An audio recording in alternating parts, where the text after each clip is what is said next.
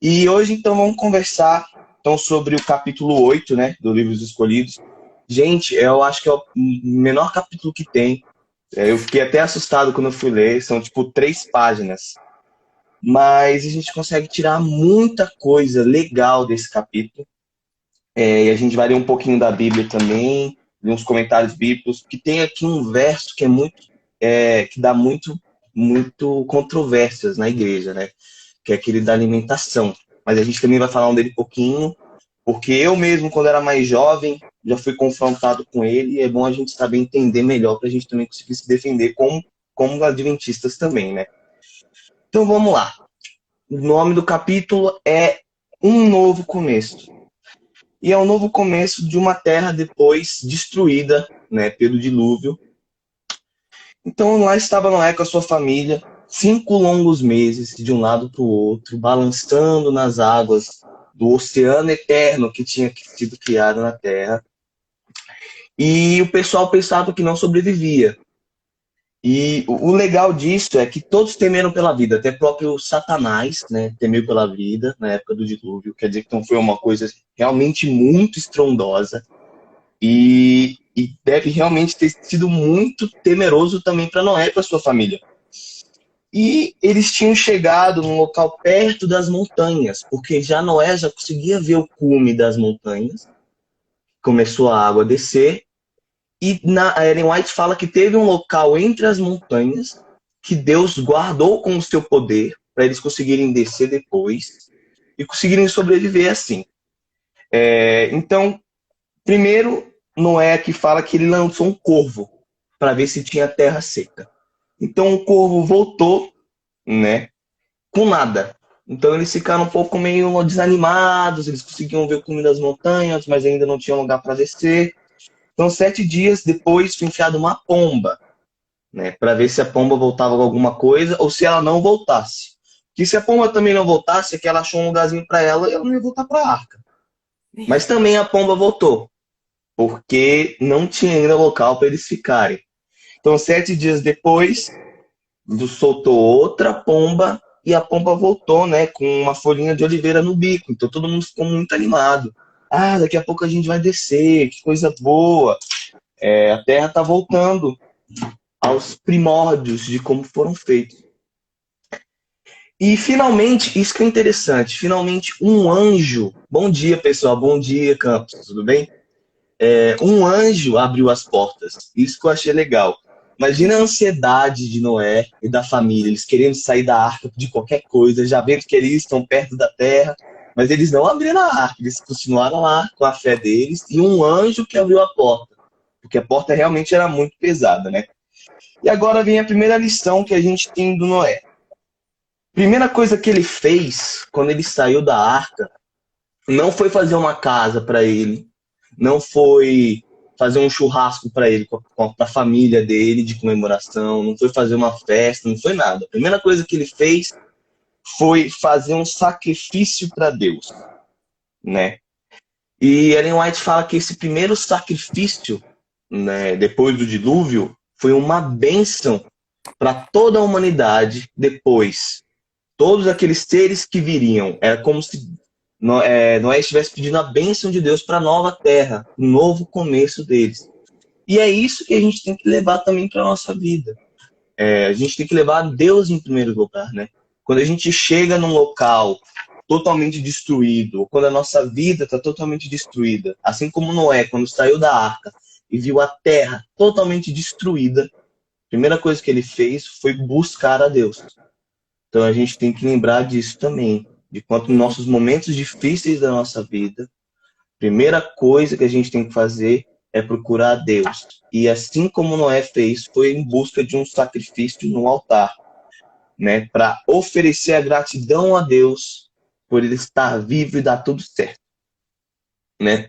E como a gente lê então em Gênesis 8:21, Deus falou que nunca mais amaldiçoaria a terra por causa do homem.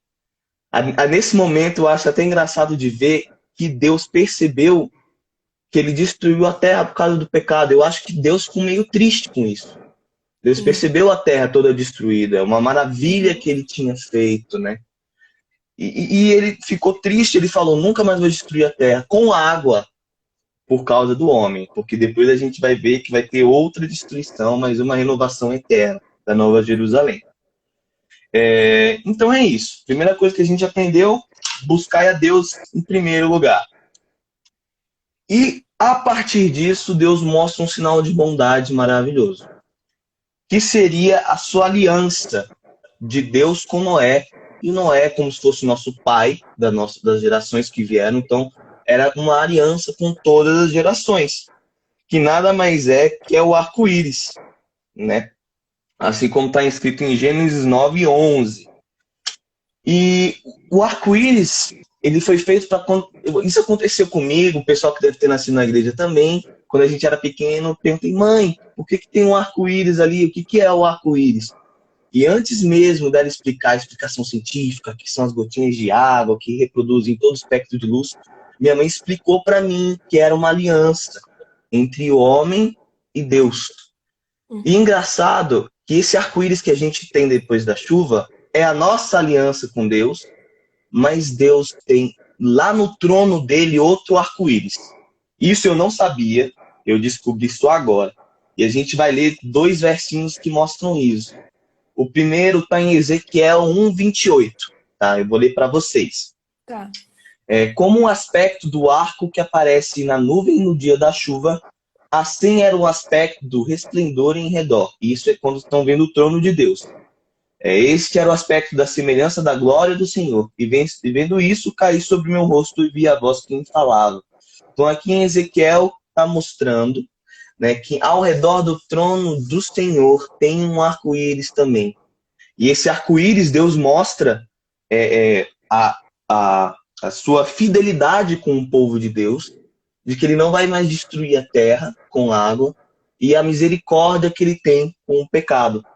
E é muito interessante. O outro verso que fala também desse arco-íris, em Apocalipse 4:2 e 3, né?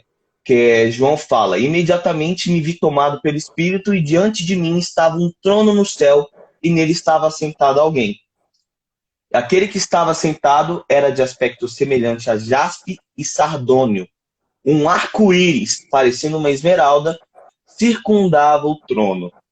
Né? Então isso é muito legal, que enquanto a gente tem o próprio arco-íris aqui para os seres humanos verem, Deus tem um arco-íris em volta do trono, mostrando que realmente isso é uma fidelidade que está muito mais atrelada à nossa confiança em Deus, né? E que os seres do céu também podem ver isso no trono de Deus.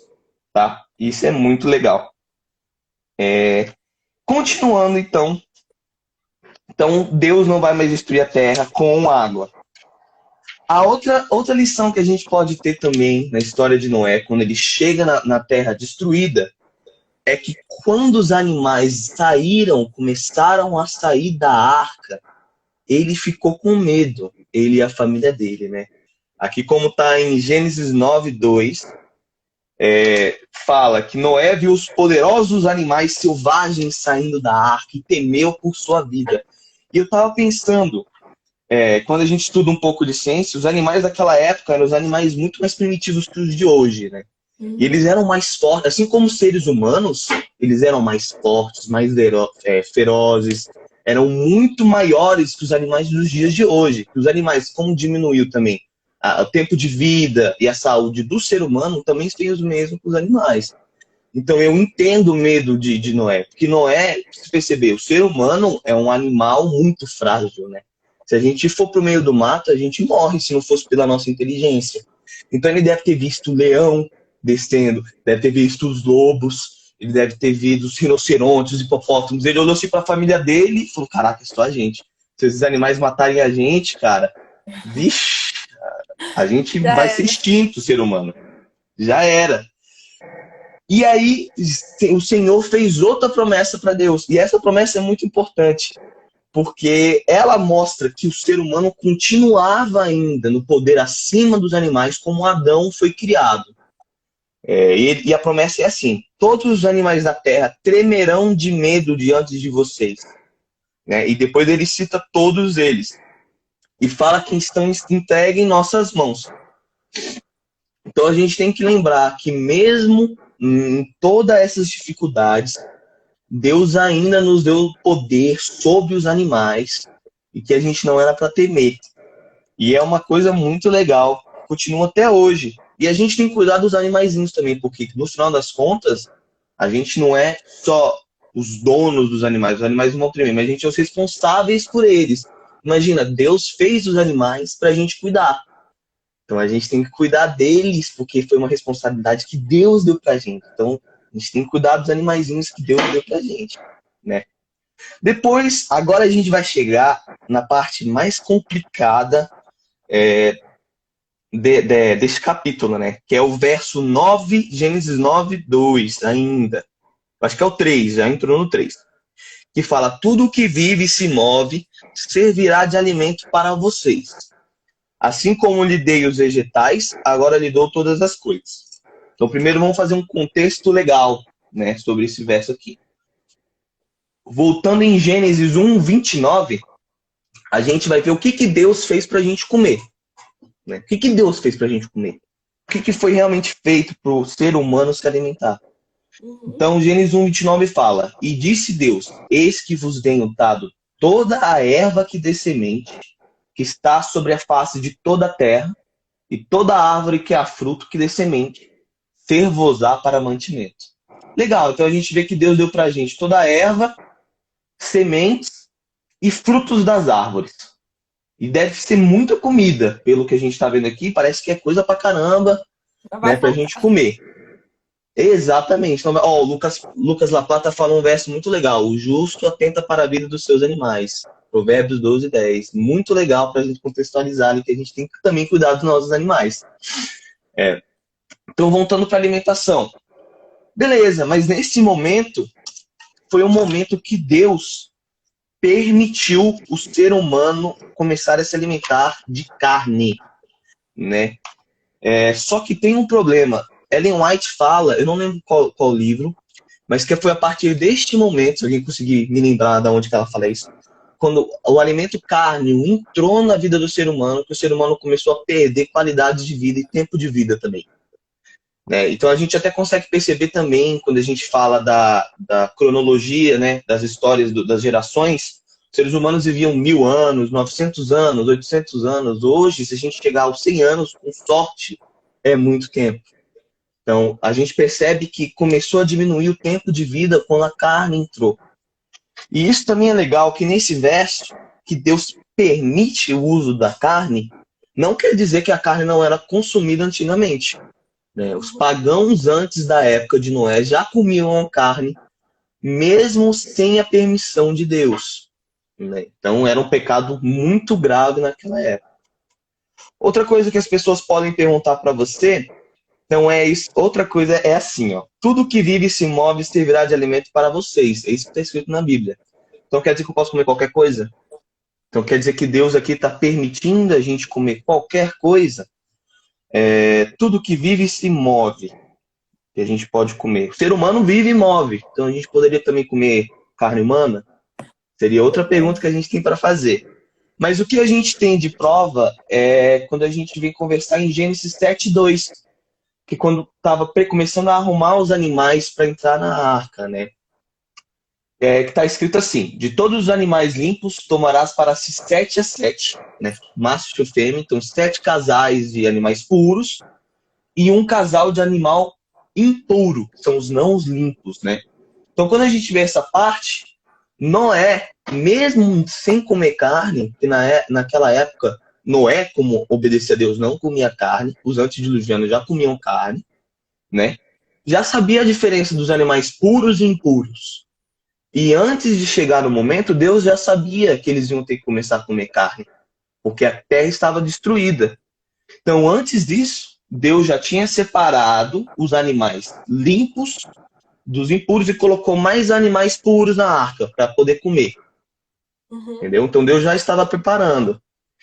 Tá? E, aliás disso, a gente tem também o Levíticos 11, que explica todo lá as regras dietéticas que a gente pode comer e que não pode comer, né? E o mais legal disso é que em Tiago 1,7, indo lá para o Novo Testamento, Tiago, os primórdios dos cristãos, ele fala que Deus não muda e nem tem sombra de variação.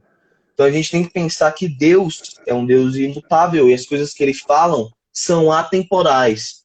Se Deus falou depois, lá só em Levíticos que Deus fala, mas Noé já sabia, né? Os 10 mandamentos, eles foram criados lá no Egito com Moisés, mas não quer dizer que antes as pessoas já não guardavam os 10 mandamentos, guardavam. Mas como o tempo vai se passando e vai esquecendo, Deus vai dando os toques.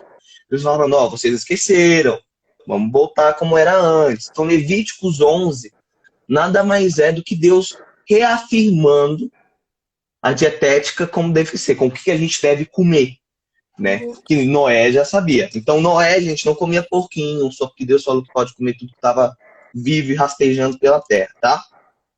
É bom a gente lembrar disso. Beleza. Outra coisa que a gente tem que falar era que a terra estava destruída. Então tinha muitos corpos mortos, né, das pessoas que morreram sobre o chão da terra e também tinha muita riqueza. A gente sabe que a terra antigamente, antes do dilúvio, era muito mais rica e muito mais bonita, né? Alguém comentou alguma coisa. Lucas, conselho sobre o regime alimentar, foi o que eu tinha perguntado. E permitiu ele que aquela raça de gente longeva começasse alimento animal, a fim de abreviar sua vida pecaminosa. Exatamente. Foi a partir da carne que a nossa vida começou a diminuir. Obrigado, viu, Lucas? Ajudou muito. Ok. Voltando às riquezas. Então a gente tinha muitas pedras preciosas, prata e ouro, em cidades riquíssimas, né? Dos povos antediluvianos. E uma coisa que a gente tem que lembrar, gente, é que o intelecto desse povo era muito maior que o nosso. Eles eram muito mais inteligentes, viviam muito mais tempo, eram muito mais fortes. E, infelizmente, mas realmente Deus escolheu isso, a gente não tem nada sobre os povos antediluvianos. A gente não tem o corpo deles, os corpos deles, a gente não tem as riquezas, não tem as cidades. Que eu acho que a gente ficaria abismado, que devia ser uma coisa realmente assim, fenomenal, né? Então fala que um vento forte, ninguém fala direito esse vento forte, soprou para as águas secarem, para esconder os corpos dos mortos e as riquezas desses povos. Porque Deus percebeu que essa riqueza poderia fazer os homens irem para longe de Deus, como aconteceu com os antediluvianos, né? Então Deus escondeu tudo isso embaixo das montanhas. Ellen White fala, a partir desse vento. E ele fala que é engraçado que Ellen White fala que as nossas montanhas são acidentadas, pontiagudas, feias, irregulares, né? E eu acho isso muito bonito. Eu olho para uma montanha assim toda estragada, né? Conforme Ellen White, e eu acho bonito. Então eu fico imaginando, cara, como que seria antigamente? Se isso que a gente vê é o feio. Pois é, porque é a única coisa que a gente conhece. Exatamente. E se a gente acha bonito o feio, imagina como é o bonito, né? Isso a gente só vai ter o prazer de saber no céu. E eu acho muito legal, né? Para deixar os segredinhos para depois. Um gostinho de quero mais de Deus, né? Legal. Então a gente tem que lembrar que quando Jesus voltar, a terra vai ser destruída de novo, mas não vai ser com água, né? Porque a água já foi destruída e Deus prometeu que não iria. Então vai ser com lavas, vai ser correntes de lava, tempestades, vai ter terremotos. E mesmo assim, só os ímpios serão destruídos, assim como aconteceu somente com os impuros na época do antes do dilúvio, né? E os juros serão preservados. E assim como Noé foi guardado na arca, né? Os justos serão preservados no abrigo do Altíssimo. E para acabar, a gente vai ver Salmos 91:9, que o salmista fala: se você fizer do Altíssimo seu abrigo, do Senhor o seu refúgio, nenhum mal o atingirá. Então é isso, galera. Foi bem curtinho, só para a gente lembrar que no final dos tempos a terra também vai ser destruída, mas assim como Noé, um homem justo e dos nomes de Deus, foi protegido em meio à calamidade de águas, água saindo do céu, água saindo do chão, chovendo e animal gritando. Ele foi salvo. a gente também vai ser salvo no final dos tempos. Era bem curtinho esse capítulo, tentei falar tudo que a gente devia saber, mas era só isso, galera. Ó, o Lucas falou de novo, eu gosto dos versos do Lucas, vamos ver o que ele falou. O que nem olhos viram, nem ouvidos ouviram, nem jamais chegou no coração do homem, o que Deus tem preparado para aqueles que o amam. Muito bonito. Isso aí, pastor. Isso aí. A gente faz uma oração, Débora? Eu faço uma oração? Faz uma oração pra gente. Tá bom. Vamos orar, amigos, para que esse dia seja abençoado. Muito bom ver que o pessoal tá acordando. Só vocês para me acordar cedo, viu? Mas eu tô até feliz para acordar cedo. Oremos, então. Obrigado, Senhor Deus, por esse dia maravilhoso que estamos tendo aqui, pela noite agradável de sono, pela palavra que escutamos agora. Toque em nossos corações para que cada dia que a gente acorde, nós possamos ouvir sua palavra e ter mais vontade de conhecer um pouco mais do Senhor. Muitas vezes nos sentimos perdidos nesse mundo cheio de problemas e pecados, mas sabemos que se usarmos o Senhor como santuário para nos guardar, seremos protegidos de todo o mal. Nos proteja de tudo, assim como o Senhor protegeu Noé, e faça que tenhamos o Senhor em nosso primeiro lugar, assim como Noé fez o altar em seu nome. Em nome de Jesus Cristo. Amém. Amém. Obrigada, Kevin, pela participação. Que isso, obrigado, Débora. Tchau, gente. Bom dia para vocês. Tchau, gente.